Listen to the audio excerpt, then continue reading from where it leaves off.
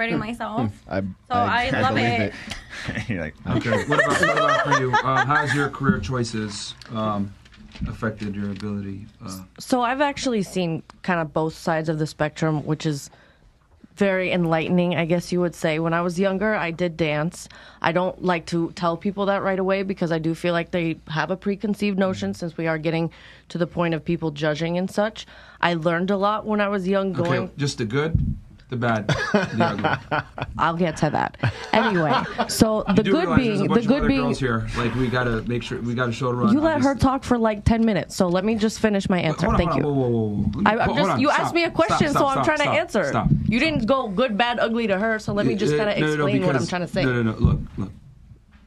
Let me be very clear here. We have a question routine that we have here. Just answer the question nice and succinctly because she was going ahead and mentioning something. She was already talking before the question was asked. All right. So that's why I was like, all right, let her finish out so the rest of you can have time to think and come up with the good, the bad, and the ugly. She got lucky. That's my bad. That's my bad. I asked the question, and we kept going on. Go Understood. Go ahead, tell her. So I would say the good being in being ambitious and going for different things in my life, I would say it intimidates certain types of men, and that's totally okay. The good parts, I would say it's empowered me to be very independent and learn, what fulfills me, what I'm into, and then I would guess the ugly would be kind of going back to that insecurity or intimidating, trying to be two alphas in the household or two bosses in the household doesn't always work necessarily. So I have to find someone that can kind of put me in my place since I'm used to always being like, Is that in hard charge. to find, you think? I do.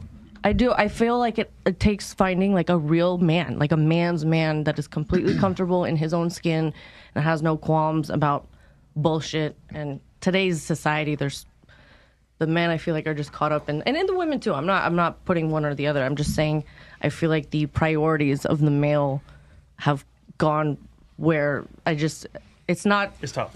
It's tough. So the good is you're ambitious and independent. The negative is men are intimidated by that. Correct. And then the ugly is it's difficult to find a guy that will deal with you. Correct. Thank you. Are we responding at all? Or are we just getting Yeah. Okay. Go ahead. So I appreciate you keeping it real about something that could make you vulnerable. So thank you for that. Much respect.